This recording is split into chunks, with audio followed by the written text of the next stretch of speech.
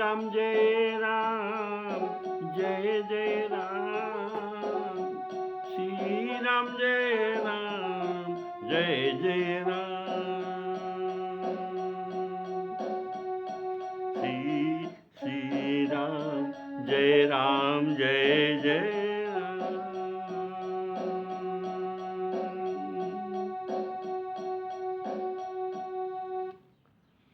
हमारे आदरणीय श्रोता बंधुओं को मेरी तरफ से सादर सप्रेम राम राम कहकर सबको सादर सप्रेम राम कथा को स्वागत करता हूँ।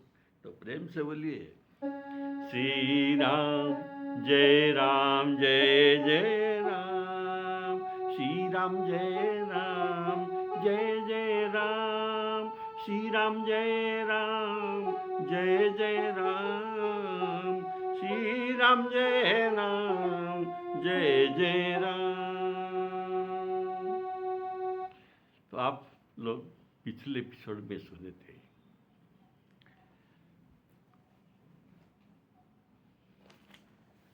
पार्वती जी के हस्तरेखा देखकर पार्वती जी का सब कुछ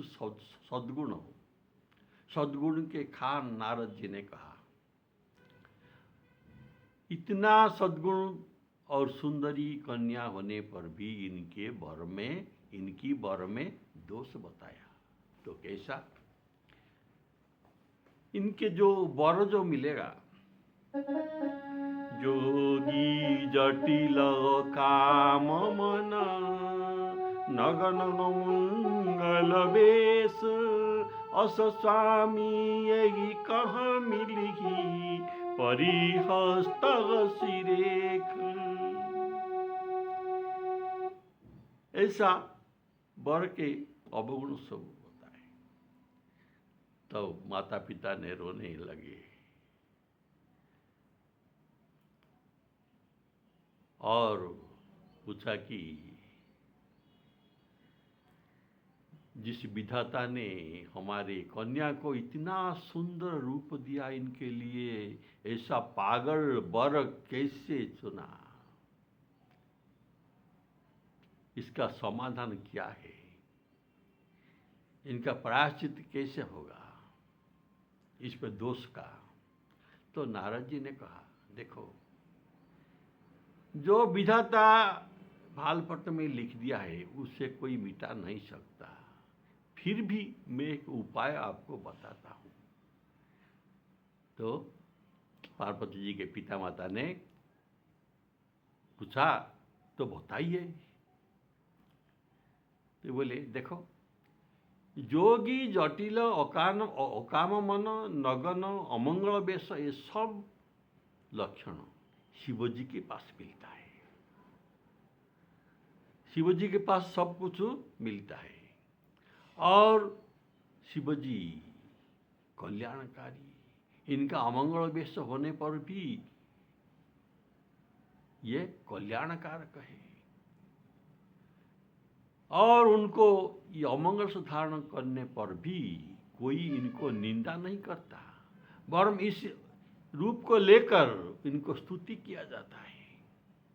तो अगर शिवजी के साथ विवाह हो जाएगा तो ये दोष कन्या का मिट जाएगा। और श्यावर रामचंद्र की जय। देखिए, तो दोष तो है शिवजी के पास, क्यों इसको लोग मानते नहीं? इनको गुण ही मानते हैं। इसका कारण क्या है कि ईश्वर कोटि के लोगों को, ईश्वर कोटि के जो आत्मा है, इनको दोष दिया नहीं जाता। इनके दोष निकालना ही मूर्खता है। तो इनका दोष कोई निकालता नहीं। तो हिमवान जी तो पूछते हैं, तो कैसे? दोष होता है। नहीं, देखो, सर्प सर्वत्र जो गर्हितम, लेकिन ये सर्प पर भगवान विष्णु शयन करते हैं, लेकिन इनको कोई बुरा नहीं कहता, वरन इसी सर्प को लेकर, ये दोष को लेकर ही इनका स्तुति किया जाता है। शांताकारं भुजंगशयनं पद्मनाभं सुरेशं विश्वाधारं गगनसदृशं मेघवर्णं शुभांगं लक्ष्मीकान्तं कमलनयनं योगिभिर्ध्यानगम्यं वंदे विष्णुं भवभयहरं सर्वलोकैकनाथं। देखिए इसमें संताकार भुजंग शयन में इनका ये दोष के साथ ही इनका स्तुति किया जाता है। देखिए अग्नि, अग्नि जैसे ने सर्व खाई, ऐसा कहा जाता है। ये सब कुछ खा जाता है अग्नि। नाली नर्दमा के पानी को भी सूख लेता है, इनका रस लेता है। मुर्दा का भी रस ले, इनको ये खा जाता है।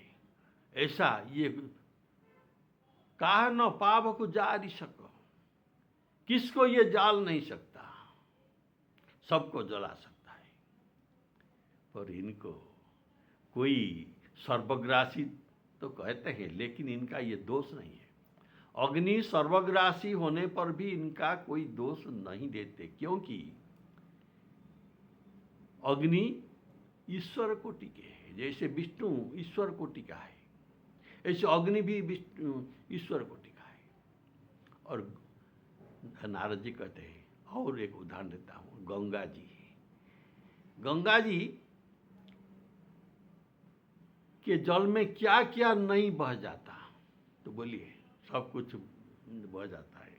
लोग आधा जला हुआ ये मुर्दा को भी वहाँ पर फेंक देते हैं, सब जाते हैं। नाली नर्दमा का पानी भी आता है, फिर भी इनको कोई अपवित्र नहीं कहता। सब इनका जल को सिर पर लेते हैं। क्यों? ये भी ईश्वर कोटि के हैं। तो कैसे? ना ईश्वर से, भगवान के नख से इनका जन्म हुआ, तो ये भी ईश्वर के अंश है, ईश्वर कोटि का अंश है। तो नारद जी कहते हैं, ऐसे शिव जी के भी, शिव जी ईश्वर कोटि के हैं, इनका कोई दोष नहीं धरते। तो इनके साथ विवाह हो जाए। और एक उपमा मैं देता हूँ। देखिए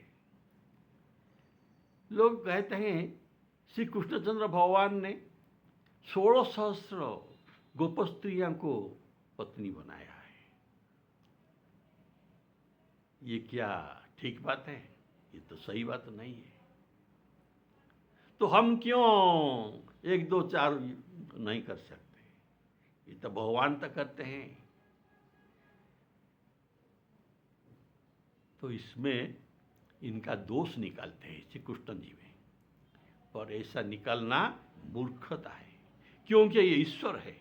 ईश्वर कोटि के लोगों के साथ कोई दोष निकाला नहीं जाता। क्योंकि देखिए, आप ईश्वर कोटि के, आप साधारण जीव है और ईश्वर के समान आप नहीं हो सकते। हम नहीं हो सकते ईश्वर के समान। हम जीव है और ये ईश्वर है। और श्री कृष्णचंद्र भगवान एक होने पर भी ये 16 सहस्त्र रूप ले सकते हैं। मंदरगिरी को ये छोटे आंगूठी में 7 दिन तक रख सकते हैं। हम एक ईटा को भी 10 मिनट हाथ में पकड़कर नहीं रख सकते, लेकिन ये मंदराचल पर्वत को ये 7 दिन तक हाथ में रखा, एक अंगूठा में, फिर ये छोटे से अंगूठा में। और ये 16 सहस्त्र गोपी उनके साथ एक एक रूप लेकर नाच करते हैं, उनके साथ रमण करते हैं। ऐसा है ईश्वर। हम तो ऐसा नहीं कर सकते। तो इनके साथ हम समान कैसे करे और इनका दोष क्यों निकाले? अगर कोई निकालता है तो ये मूर्खता नहीं तो और क्या। ऐसे शंकर भगवान जी के साथ भी दोष देखा नहीं जाता। बोलिए श्यावर रामचंद्र की जय।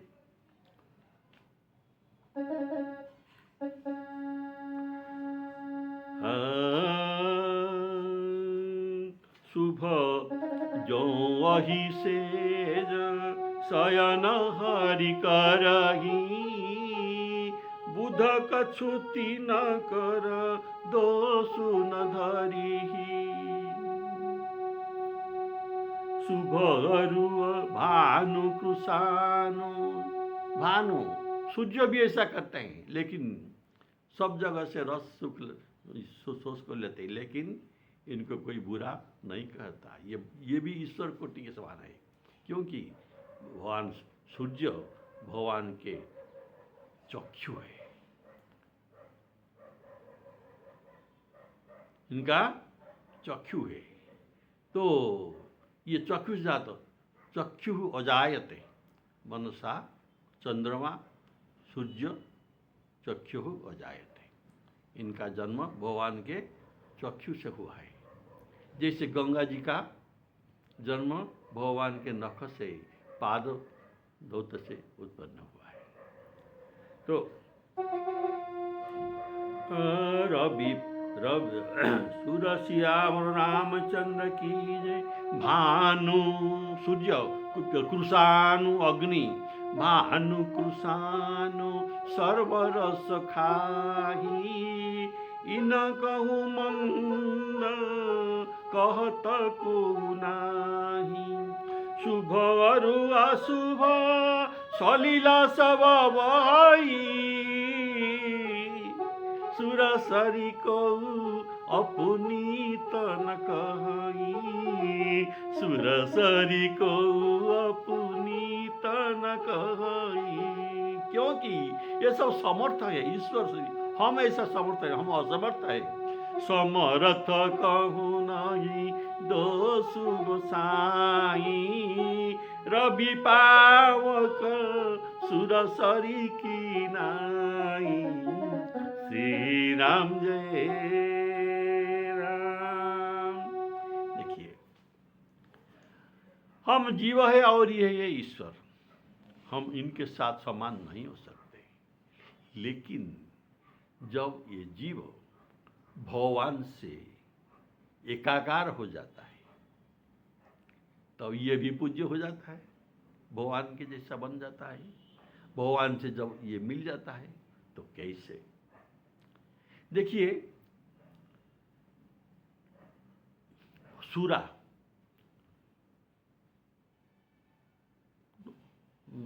जो मद्य बोलते हैं, ये मद्य सर्वथा गरिहितम, इनको कोई नहीं लेते, साधु पुरुष नहीं लेते। असाधु पुरुष तो बहुत लेते हैं, लेकिन साधु पुरुष इसे ग्रहण नहीं करते। अगर ये कोई साधु को कहेगा कि देखो ये जो मद्य है ना, ये गंगा जी के जल में ही बनाया गया है, इसे पी लो, लेकिन ये नहीं पिएंगे। गंगा जी के जल से बनाया हुआ है इसलिए भी नहीं पिएंगे। पर जब ये मद्य को गंगा जी में डाल दिया जाए तो, गंगा जी में ये मिल जाए तो इसको ले सकते हैं। गंगा जी में अगर इसको डाल दिया जाए तो ये गंगा जल को तो ले सकते हैं। बोलिए श्याम रामचंद्र की जय। सुरसरी जलकृत बारुणी जाना, कबहु न संत करई के तेहि पाना। सुरसरी मिले सो पावन कैसे, सुरसरी मिले सो पावन कैसे। ईसगनी सही अंतर जैसे, ईसगनी लागी अंतर जैसे। तो अपवित्र मध्य जब गंगा जी में मिल जाता है तो ये भी पवित्र हो जाता है। ऐसे जीव ईश्वर से मिल जाने पर भी ये पवित्र हो जाता है। तो नारद जी कहते हैं, शंभु का प्रस्ताव मैं जो आपको कहता हूँ, अगर शंभु मिल जाए तो ये दोष अवश्य टल जाएगा कन्या के। क्योंकि शंभु अत्यंत समर्थवान है। इनके साथ विवाह सब प्रकार कल्याणकारी है। संग है कल्याणकारी, संग कल्याणकारी। इनका उपाय क्या है? इनका उपाय है, शंभु समर्थ है और ये विवाह में अत्यंत कल्याण है, कोई असुविधा नहीं है। तो ऐसा ही किया जाए तो कैसे शंभु मिल सकते हैं और आपका कन्या का दोष कट सकता है। शंभु तो साधारण नहीं है, ये दुराराध्य है। इनका आराधना करना बहुत कष्टदायक है। ये सहजे संतोष नहीं होते, ये दुराराध्य है।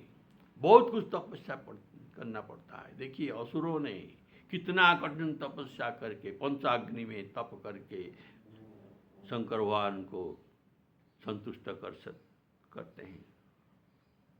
ये तो है,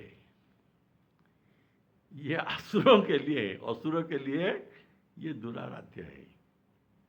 लेकिन भक्त श्रेणी के लोग के लिए ये दुराराध्य नहीं है।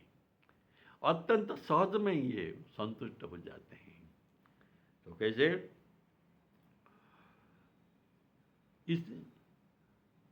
और शीघ्र संतोष हो जाते हैं। इतना शीघ्र कोई संतोष नहीं होते और द्रव्य भी नहीं चाहते।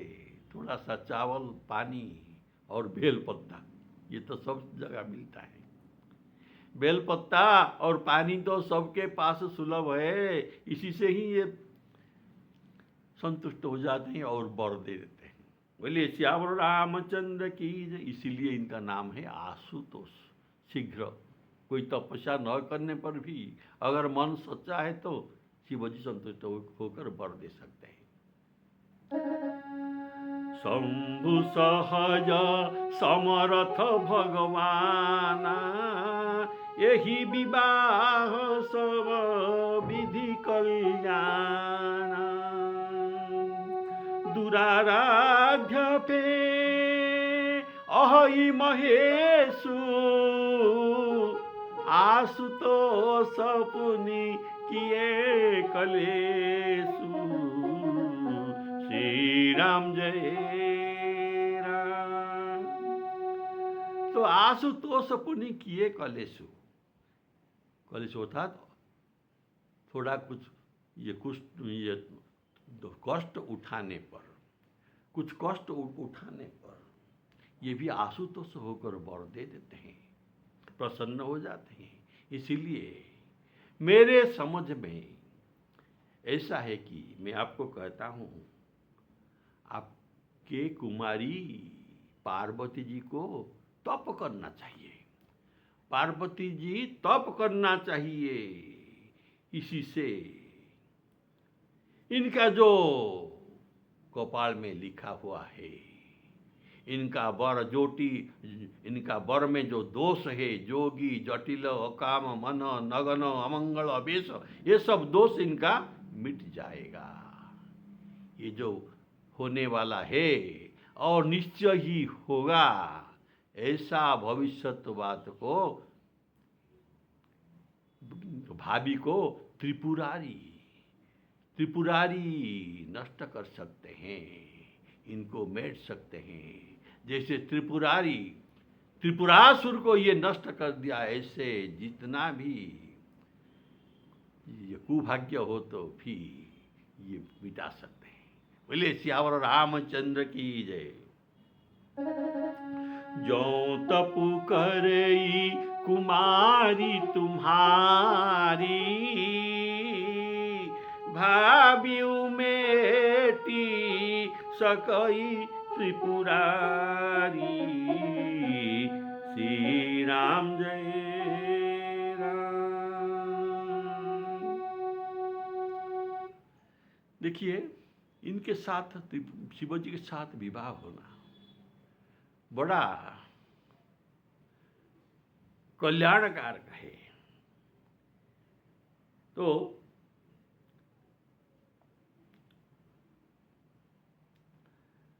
शिवजी के शक्ति पार्वती जी को नारद जी तप में प्रवृत्त कराने का कारण क्या है? ये क्यों तप करना पड़ेगा? पार्वती जी जो जन्म हुआ है ये तो कोई साधारण आत्मा नहीं है, भवानी थे। भवानी का अभी सती भवानी, अभी इनका पुनर्जन्म हुआ। तो क्या हुआ, क्यों तप करना पड़ेगा? गीता के हिसाब से यह है योग भ्रष्टा। पार्वती जी योग भ्रष्टा, इसलिए इनका मृत्यु हुआ।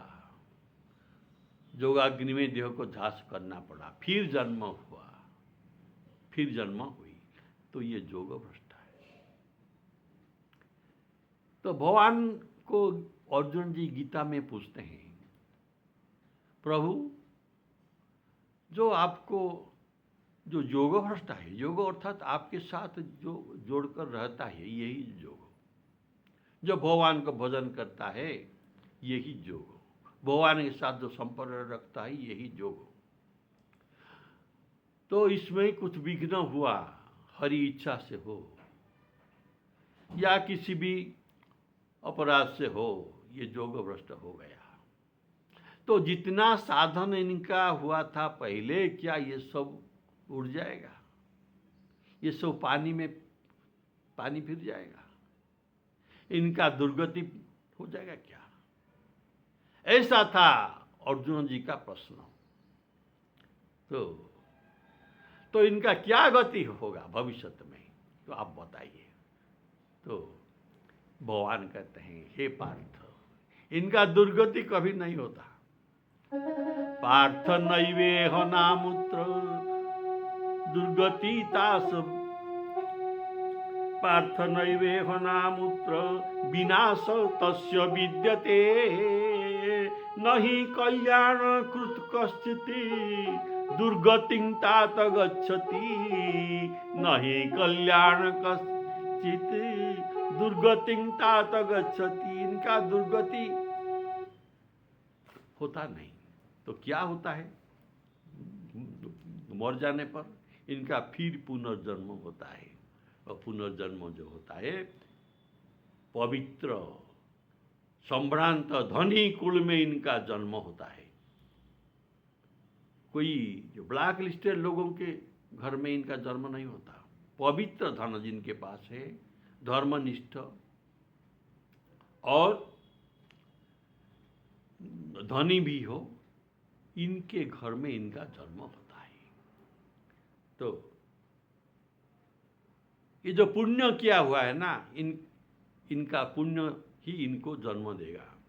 जो पुण्य काम किया है, इस पुण्य के कर्म फल स्वरूप इनको धर्म निष्ठ धनी घर में पवित्र कुल में जन्म मिलेगा।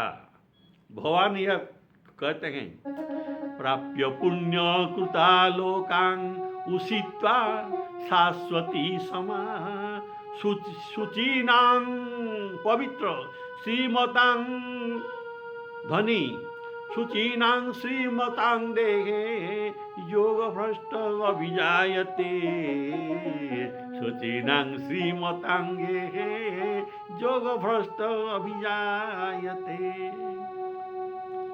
तत्र तं बुद्धि संयोगात् लभते पौर्वदेहिकं जत तेजो तत भूयो संसिद्ध कुरु नन्दन पूर्वाभ्यासेन तेनैव क्रियते ह्यवसरपि सः जिज्ञासुरपि योगस्य शब्द ब्रह्माति वर्तते प्रयत्नात् वहाँ जन्म होकर ये प्रयत्न करेगा प्रयत्नात् जजमानेस्तु योगी संशुद्ध किलमि से ही इनका सब पाप नष्ट हो जाएगा जिसलिए ये योग भ्रष्ट हुआ था अनेक जन्म संप्राप्त ततो जानती परांगति श्री राम जय राम।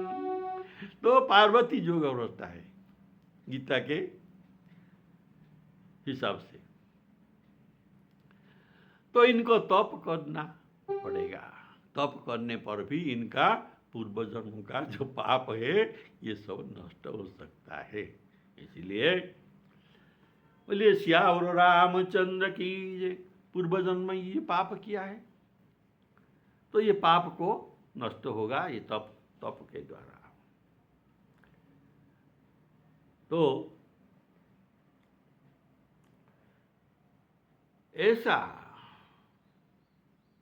लक्षण जो वर के अवगुण लक्षण केवल शंकर जी के पास ही है और किसी के पास इनका मैच नहीं करता शिव जी को छोड़कर दूसरे वर को ये नहीं बरेगी यह भी लिखा गया है इनका हाथ में इनका शिव जी को छोड़कर ये दूसरी वर को नहीं बरेगी शिव जी वर देने वाले देखो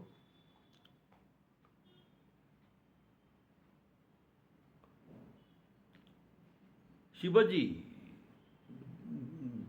वर देने वाले शरणागत को शरण रखकर इनका दुख का नाश करने वाले शिवजी कृपा के समुद्र है और सेवकों के मन के प्रसन्न करने वाले हैं शिव जी की आराधन किए बिना करोड़ योग और जप करने पर भी वांछित फल नहीं मिलता कामना पूर्ति नहीं होता इसलिए सब मंदिर से अपेक्षा शिव जी के मंदिर में अधिक भीड़ लगता है क्योंकि ये सब कुछ देते हैं आशुतोष है बोले श्यावर रामचंद्र की ऐसा कहकर भगवान का स्वर्ण करके नारद जी ने पार्वती जी को आशीर्वाद दिया और कहा कि हे पर्वतराज तुम संदेह मत करो इनका वर ठीक ही मिलेगा ऐसा होगा लेकिन इनका दोष नहीं होगा और ये शिव जी को प्राप्त होगा अब यह कल्याण ही होगा नारद जी कहते हैं वरदायक प्रणतारति भंजन कृपा सिंधु सेवक मनरंजन इच्छित फल बिनु शिव राधे लहियन कोटि जोग जप साधे अस कही नारद सुमिरी हरि गिरि जहि देखी असीस होई यह कल्याण अब संशय तजहु नरेश श्री राम जय राम। देखिए शिवजी कल्याणकारक है इनके पास ये कौन अर्थात संग अर्थात कल्याणकारक है तो और शिव जी के जो महिमा है ये महिमा बहुत कुछ है आपको अगला एपिसोड में पहले से ही इसका प्रारंभ कर दूंगा बोलिए श्यावर रामचंद्र की जय। श्री सीताराम अर्पणमस्तु।